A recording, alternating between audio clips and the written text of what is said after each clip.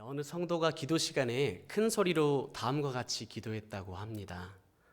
주님, 저는 지난 한 주간 잘 살아왔습니다. 어떠한 유혹에도 흔들리지 않고 저를 지켰습니다. 저는 떳떳합니다. 악한 사람들과 어울리지 않고 완전하게 한 주간을 잘 살았습니다. 라고 기도를 하는데 이 기도가 성도들 귀에 들렸던 것 같습니다. 그것을 들은 교회 성도님들의 마음은 어땠을까요? 저 사람 뭐야? 자기만 잘났어? 라는 생각을 하셨을 수 있겠죠. 바로 이와 같은 기도를 한 사람이 있었습니다. 바로 여러분이 잘 아시는 성경의 인물 다윗입니다. 오늘 본문의 시는 다윗의 시입니다. 고통을 토로하는 시라고 해서 탄식시, 라멘트라고도 합니다. 이 다윗이 자신의 고통을 토로하면서 나는 완전하게 행했습니다. 저를 시험해 보십시오. 라고 이야기를 던집니다. 어떤 성도님들께서는 이 본문의 시를 읽으면서 거부감을 느끼거나 혹은 불편함을 느꼈던 분이 있으셨을 줄로 압니다. 이것은 완전하게 행했다라는 이 단어 때문에 좀 거리끼는 것이겠죠. 아니, 다윗이 살아온 생애를 내가 다 아는데 뭐가 그렇게 완전하다는 거지? 라고 생각하셨든지, 혹은 다윗 정도면 그럴 수도 있지. 그런데 하나님 앞에서 인간이 완전할 수 있나? 라고 생각하셨든지, 아니면 대체 왜 자신만 옳다고 말하는 건가? 라고 생각하셨을 수도 있을 것 같습니다. 오늘 본문은 시편에서 많은 부분을 차지하고 있는 여타의 다른 찬양시와는 달리 표현이 조금 다릅니다. 그래서 더욱 다윗이 이 시를 어떤 상황과 배경에서 썼는지 알아보는 것은 매우 중요할 것으로 압니다.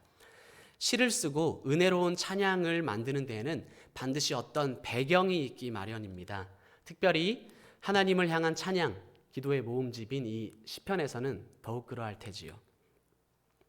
다윗이 정확히 어떤 상황에 있었는지에 대해서는 학자들의 견해가 다 다르지만 어느 정도 일치하는 견해가 있습니다. 바로 다윗이 이 시를 지을 때 고통 중에 있었다는 것입니다. 병에 들어서였든지 원수들의 괴롭힘 가운데 있었다든지 다윗은 지금 고통받고 있습니다. 그래서 이 시의 전체적 배경은 고통스러운 환경에서 다윗이 하나님 앞에 그의 고통을 하소연하고 있는 시인 것입니다.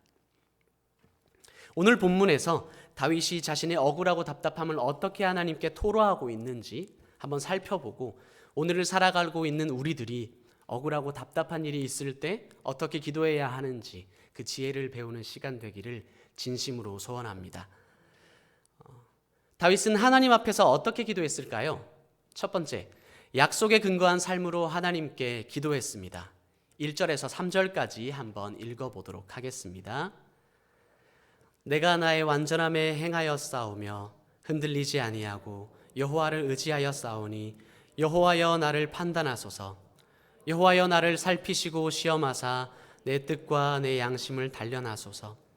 주의 인자하심이 내 목전에 있나이다. 내가 주의 진리 중에 행하여. 아멘. 어떻습니까? 이 말씀이 이제 나 잘났소가 아닌 주님 왜 이러십니까? 절절한 심정임이 좀 느껴지십니까? 완전함은 의인의 삶에 해당하는 것이 완전함입니다. 1절의 이 완전함은 이 시를 통일성 있게 만들어주는 단어인데요, 이 시가 끝날 때까지 이 단어를 주목해서 봐주시기를 부탁드립니다. 다윗은 자신이 흔들리지 않고 하나님을 의지하고 살아왔으니 나를 판단해 보십시오라고 하나님께 말합니다. 2절에 살피다, 시험하다는 2절 하반 부분에 단련하다와 평행을 이루고 있습니다. 그래서 앞에서부터 읽으면 내가 완전한지 아닌지 철저히 조사해 주십시오 라는 말이 됩니다. 3절의 시작 부분에서는 왜냐하면 이는 이라는 말이 숨어 있습니다. 그래서 이 말을 넣어서 3절을 조금 다르게 읽어보면 다음과 같습니다. 왜냐하면 이는 주님의 눈 맞은편에 내가 주님의 인자하심 헤세드와 주님의 진리 에메트 가운데 행하는 것이 있기 때문입니다. 다시 말하면 늘 주님의 인자하심과 진리를 의식하며 살았다는 것입니다. 1절에서 3절까지 그렇다면 다윗은 왜 자신이 계속 잘 살았다고 주장하며 말하고 있을까요? 왜 다윗이 이렇게 자신의 온전함을 주장하고 있을까요? 네, 억울해서 그렇습니다. 배고픈 사람이 밥을 찾고 화장실 가고 싶은 사람이 화장실을 찾듯이 억울한 사람은 자신의 정당성을 주장하기 마련입니다. 그렇다면 여기서 하나 여쭈어보겠습니다. 어떤 사람이 주로 억울하다고 느낄까요? 어떤 사람이 답답하다는 것을 많이 느낄까요? 자신의 삶을 합리화하려는 사람은 차치하고 자신의 삶을 잘 살아왔다고 생각하는 사람이 의외의 일을 당했을 때 답답함을 느끼지 않을까요? 억울함을 느끼지 않을까요? 잘 살아왔다고 생각했는데 일이 생각보다 잘 안 풀릴 때 답답하고 억울함을 느끼지 않을까요? 본문에 나오는 다윗의 심정이 딱 그랬을 것입니다. 하나님의 뜻대로 삶을 살아오려고 몸부림을 쳐온 다윗이 오 이럴 수가 라고 지금 탄식하고 있는 겁니다. 오 이럴 수가 내가 왜 이런 일을 당해야 하는가? 나는 하나님의 자녀인데 하나님은 나를 사랑하시는데 왜 나는 지금껏 하나님 말씀을 순종하고 살아왔는데 내게 왜 이런 고통이 주어지는 것입니까? 상황이 왜 이렇게 나를 괴롭히는 겁니까 주님? 하나님 무엇이 잘못됐습니까? 무엇이 하나님 보시기에 잘못된 것입니까? 주님 나는 온전하게 살았습니다. 나를 판단해 보십시오 하고 말하고 있는 것이 다윗의 심정이 아니었을까요? 이렇듯이 다윗은 지금 억울함 속에서 자신의 삶이 완전하게 살아왔음을 하나님께 하소연하고 있습니다. 그가 하나님을 의식하며 살아온 삶의 흔적은 4절 5절에서 확인해 볼 수 있습니다. 4절 5절을 한번 읽어보겠습니다. 허망한 사람과 같이 앉지 아니하였사오니 간사한 자와 동행하지도 아니하리이다. 내가 행악자의 집회를 미워하오니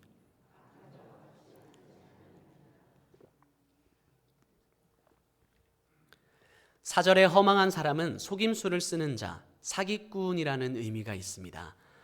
다윗은 이 사람들과 함께 앉지 아니하였고 간사한 자는 척하는 자, 위선자라는 의미가 있습니다. 다윗은 이 사람들과 함께 다니지도 않았습니다. 5절에 행악자, 악한 자까지 포함해서 4절 5절의 이 자들은 하나의 의미를 말하고 있습니다.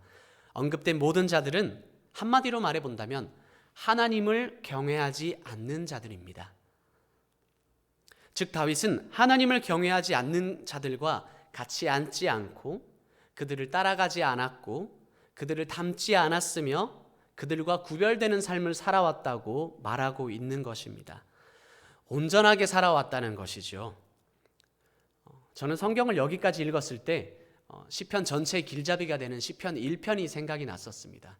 복 있는 사람은 악인들의 꾀를 따르지 아니하며 죄인들의 길에 서지 아니하며 오만한 자의 자리에 앉지 아니하고.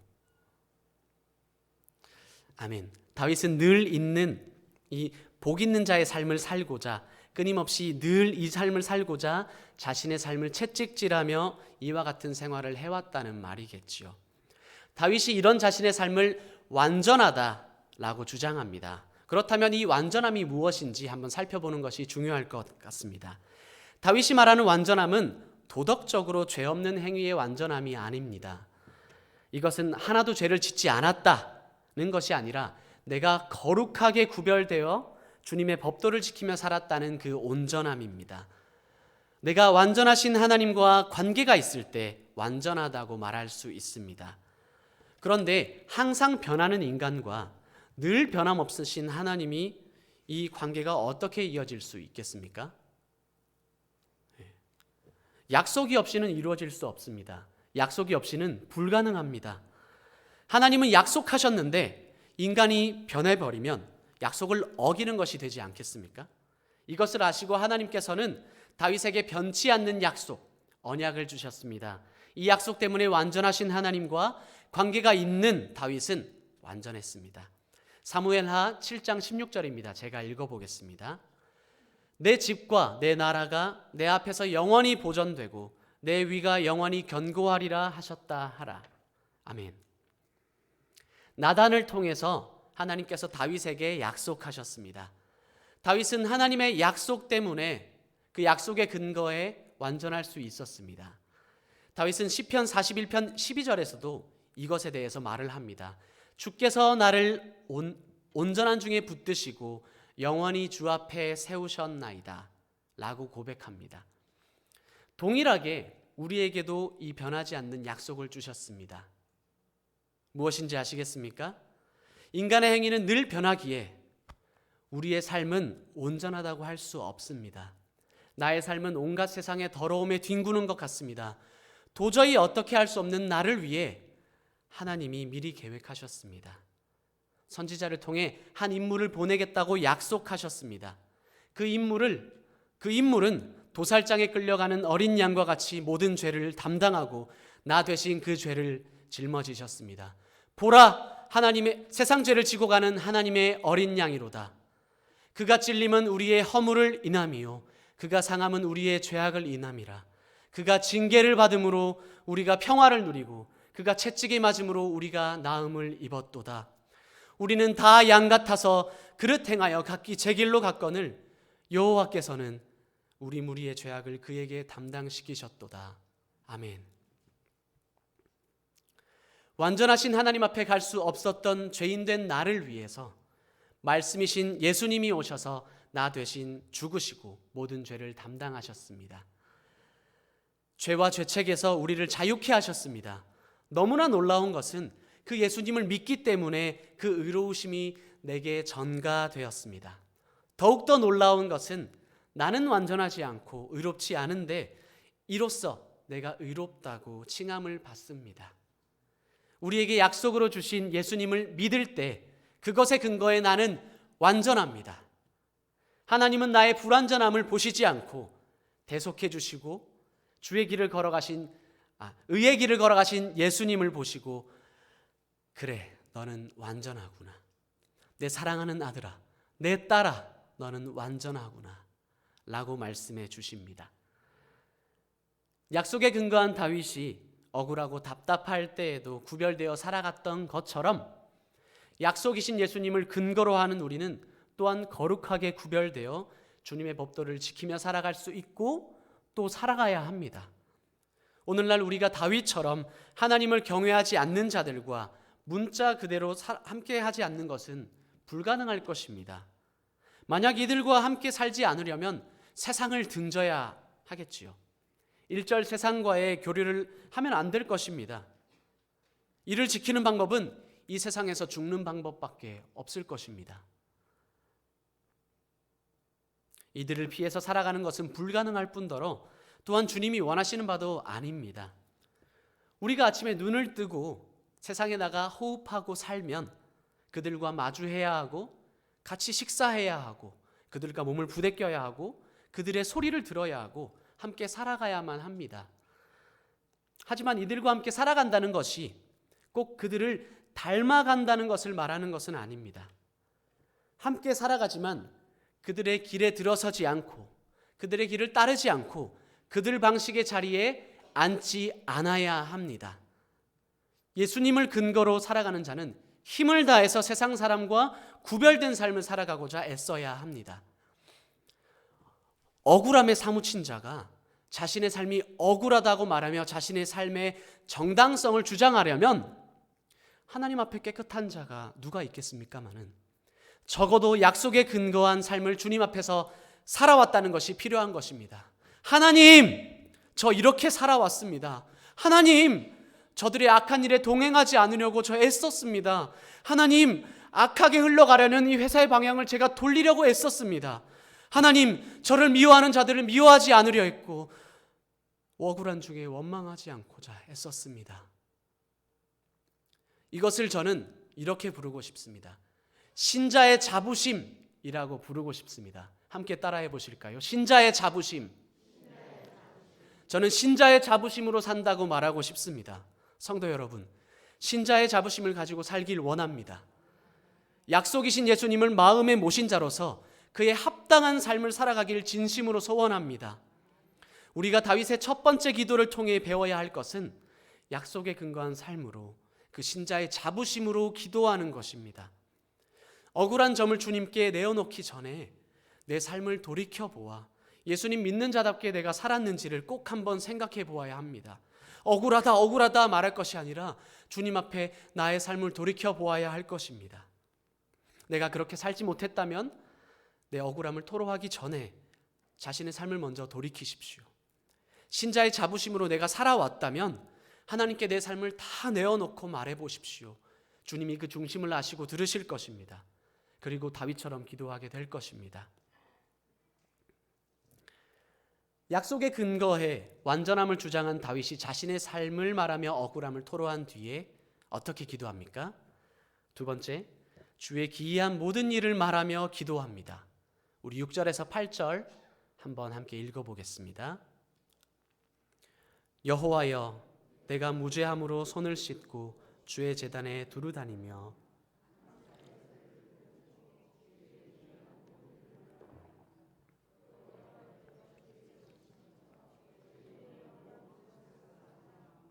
아멘. 6절에 손을 씻는 행위는 제단에 가기 위해 제사장들이 손을 씻었던 행위입니다. 출애굽기 30장 20절을 보면 그들이 회막에 들어갈 때 물로 씻어 죽기를 면할 것이요 라고 되어 있습니다. 6절을 뜻을 살려서 다시 읽어보면 내가 순결하게 손을 씻겠습니다. 이것은 곧 마음을 씻고 예배하겠다는 의미가 되겠죠. 그리고는 다윗은 주의 전을 두루 다니며 기도하겠다고 말합니다. 무엇을 기도합니까? 7절 문장 앞에 숨어있는 전치사와 함께 읽으면 7절이 이렇게 됩니다. 감사의 소리를 들리게 하기 위하여 주의 기이한 모든 일을 말한다고 말합니다. 다윗이 주의 기이한 일을 말하기를 원하고 있고 그것을 기도하겠다고 합니다. 8절 주께서 계신 집과 주의 영광이 머무는 곳은 같은 말을 평행하게 반복하였습니다. 결국 다윗은 주님이 계신 영광의 장소를 사랑한다고 고백합니다. 성경에 많은 인물이 있겠지만 다윗만큼 인생이 굴곡지고 억울한 일을 많이 겪었던 성경의 인물은 없었을 것입니다. 그럼에도 불구하고 다윗이 힘든 때 했던 것은 다름 아닌 주님의 일하심을 기도 중에 고백하는 것이었습니다. 그것은 자신의 삶에 역사하셨던 신실하신 주님의 이끄심을 모두 말해보는 것입니다. 다윗에게는 어떤 일들이 있었습니까? 많은 일들이 있었지만 몇 가지만 말해본다면 사울 앞에서 골리앗과의 싸움을 이겼습니다. 그 사울 때문에 그렇게 칭찬해줬던 사울 때문에 수도 없이 죽을 고비 속에서 죽을 고비에 빠지지만 주님이 또 그를 다듬어 가셨고 지키시고 보호하셨습니다. 수없이 많은 전투에서 승리케 하시고 거기서 주님을 알아가게 하셨습니다. 또한 블레셋 가드왕 아기스 앞에서 미친 척을 하며 수염에 침을 흘리며 그렇게 살아갔을 때에도 주님을 알게 하셨습니다. 주님은 그를 보호하셨습니다. 밧세바 간음 사건 때에도 주님은 그와 그의 집안을 버리지 않으시고 그 후손을 선택하여 예수 그리스도의 혈통으로 사용하시는 은혜를 주셨습니다. 이렇게 다윗을 향한 주님의 기이한 모든 일을 다윗이 일일이 말하며 기도하는 것은 본문의 표현대로 누군가에게 감사의 소리를 듣게 하기 위함이었습니다. 누구에게 듣게 하기 위함이었습니까? 잘 모릅니다. 성경을 살펴봐도 누구에게 들려준다는 것인지는 정확하게 써있지 않습니다. 그러나 한번 추측해 볼 수는 있습니다. 첫 번째로는 억울하고 답답한 상태에 있는 자기 자신에게 듣게 하였을 것입니다. 그러면 자기 영혼이 듣습니다. 원망과 불평으로 얼룩지는 마음이 아니라 감사함의 소리를 내 영혼이 듣게 됩니다. 두 번째로는 그 주변이 듣습니다. 기도의 장소에서 함께 기도하는 동역자들이 듣고 가정의 예배 처소에서 그의 가족이 듣고 그의 억울함을 알고 있는 사람들이 듣습니다. 그리고 가장 중요한 하나님이 듣습니다. 모든 일을 이끄시는 하나님께서 직접 그를 위해 행하셨던 그 일을 주님이 지으신 그 피조물의 입을 통해 직접 주님이 듣게 되십니다. 자녀를 키우셨던 분들은 잘 아시겠죠. 자녀가 부모님이 해준 일을 조금이라도 기억하고 감사하며 말할 때 그 감격이 얼마나 큰지를 아시겠죠. 비록 짧은 몇 마디를 하더라도 부모의 마음을 울리기에는 그 짧은 몇 마디도 충분하지 않았습니까? 이렇듯 주님의 일하심을 기도 중에 고백하는 것은 그곳에 감사의 소리가 들리게 하고 주님의 마음을 흡족하게 합니다. 주님의 일하심을 감사로 고백한 다윗이 8절에 사랑한다고 말하는 곳은 주님의 영광이 머무는 곳입니다. 그곳은 주께서 계신 집입니다. 지금으로 말하면 어디입니까? 교회입니다. 그렇다면 교회는 무엇입니까? 마태복음 18장 20절을 보면 두세 사람이 내 이름으로 모인 곳에는 나도 그들 중에 있느니라. 아멘. 예수 그리스도를 주인으로 모신 그 사람의 모임이 바로 교회입니다. 누가 교회입니까? 우리가 교회입니다. 바로 내가 교회입니다. 예수 그리스도를 주인으로 모신 내가, 여러분이, 우리가 바로 교회입니다. 교회인 우리가 예배드리는 이 장소인 예배당을 당연히 사모해야 함은 마땅합니다. 그렇지만 세상을 등지고 예배당만 사랑한다 할 수는 없을 것입니다. 예수 그리스도를 주인으로 모신 우리가 바로 교회이기에 내가 가는 그곳이 바로 주님 계신 곳이고 예수 그리스도를 주인으로 모신 우리가 바로 교회이기에 내가 머무는 그 장소가 바로 주님의 영광이 머무는 곳입니다. 내가 일하는 그 일터가 주의 영광이 머무는 곳입니다. 내가 만나는 사람들이 있는 그 장소가 바로 주님이 계신 집입니다. 그곳을 다윗처럼 우리는 사랑한다 말해야 합니다. 다윗이 약속의 근거의 완전함을 이야기하며 손을 씻고 제단에 나아가 주님의 행하심을 기도하고 감사하며 주의 영광이 머무는 것을 사랑한다 말했던 것처럼 억울한 마음이 있고 답답한 마음이 있다면 우리 또한 그렇게 기도할 수 있습니다. 예수 그리스도의 단 한 번의 제사로 우리의 모든 죄가 씻음받았고 우리가 온전하다고 여김받고 정결케 되어서 하나님 앞에 나아갈 수 있게 되었습니다. 하나님 앞에서 기도할 때 우리가 먼저 해야 할 것은 분노와 원망이 아닌 하나님의 일하심을 고백하는 것입니다. 하나님이 나를 향해 신실하게 하셨던 그 일을 고백하는 것입니다. 지금 당장 우리가 크신 하나님의 일을 다 생각지 못하고 알지 못할지라도 기도하면서 지나온 인생을 하나씩 꺼내어 본다면 주님의 기이한 일들을 모두 말하기 시작한다면 주님의 일하심을 깨닫게 되는 은혜가 있을 것입니다. 그것이 곧 나의 감사의 소리가 될 것입니다. 그 감사의 소리를 누가 듣습니까? 내 영혼이 듣고 나의 동역자가 듣고 하나님이 들으십니다. 감사의 소리를 들은 내 영혼을 통해 입술이 고백하게 됩니다. 아, 모든 것이 하나님의 은혜구나. 아, 내가 지금까지 지내온 모든 것이 하나님의 은혜였구나. 그렇게 찬송하게 되겠죠. 지금까지 지내온 것 주의 크신 은혜라. 한량없는 주의 사랑 어찌 이루 말하랴. 자나깨나 주의 손이 항상 살펴주시고 모든 일을 주 안에서 형통하게 하시네. 아멘. 주의 영광이 머무는 것을 내가 사랑하오니 우리 성도님들에게 주의 영광이 머무는 곳은 어디입니까? 일터입니까? 가정입니까? 사람들을 만나는 마트입니까? 시장입니까? 아니면 이곳 교회입니까? 어디든지 사람들을 만나고 그곳에서 주를 기뻐하는 그 마음을 가진 자가 가는 그곳이 주의 영광이 머무는 곳임을 믿습니다. 바로 그곳이 주의 영광이 머무는 곳입니다. 지금 생각나는 그곳이 있습니까? 바로 거기가 성도님이 사랑한다고 말해야 할, 고백해야 할 그 장소입니다. 바로 거기가 주님이 계신 집입니다. 예수님을 머리로 하는 여러분이 가는 모든 장소가 바로 주의 영광이 머무는 곳입니다. 그래서 그곳을 주의 영광이 머무는 곳을 내가 사랑하오니 하고 고백할 수 있기를 진심으로 원합니다. 이렇게 기도하며 억울함이 감사로 바뀐 나를 통해 내가 사랑하는 그 장소에서 영혼을 사랑하게 되는 역사 있기를 원합니다. 영혼을 구원하게 되는 역사 있기를 원합니다. 기도하며 답답함이 감사로 바뀐 나의 삶의 터전에서 나를 선교하는 자로 사용해 주실 주님을 기대하며 감사합니다. 주의 기이한 일을 감사하고 주의 영광이 머무는 곳을 사랑하는 다윗은 마지막에 어떻게 기도합니까?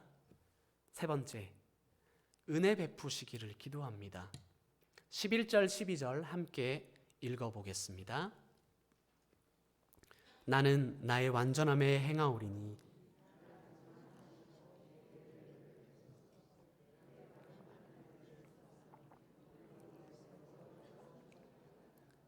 아멘.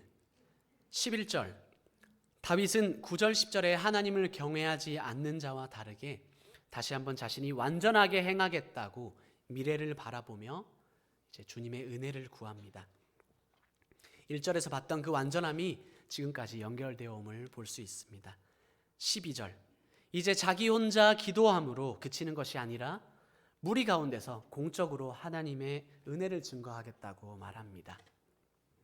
억울했던 다윗이 주님의 일하심을 감사함으로 고백한 뒤 1절에서처럼 이제 다시 완전하게 행하겠다고 다짐합니다.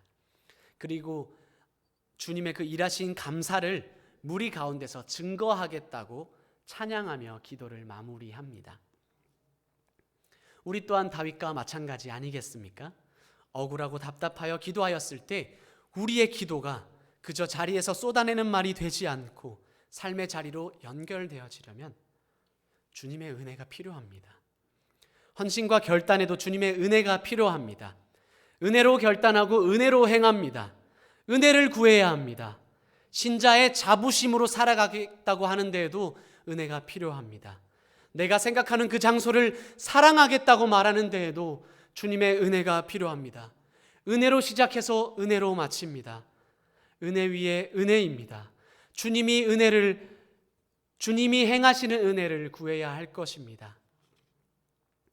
성도 여러분, 서두에 말했던 기도는 과로가 생략된 기도였음을 눈치채셨을 것입니다. 주님, 저는 예수님 때문에 지난 한 주간 잘 살아왔습니다. 예수님 때문에 어떠한 유혹에도 흔들리지 않고 저를 지켰습니다. 예수님 때문에 저는 떳떳합니다. 예수님 때문에 악한 사람들과 어울리지 않고 완전하게 한 주간을 잘 살았습니다. 이것이 신자의 자부심입니다. 현재의 삶이 답답하십니까? 혹시 억울하십니까? 그럴 때마다 성경에서 이야기한 약속으로 돌아오십시오. 우리가 완전할 수 있는 이유는 예수님 때문입니다. 예수님 때문에 우리는 기도할 수 있습니다.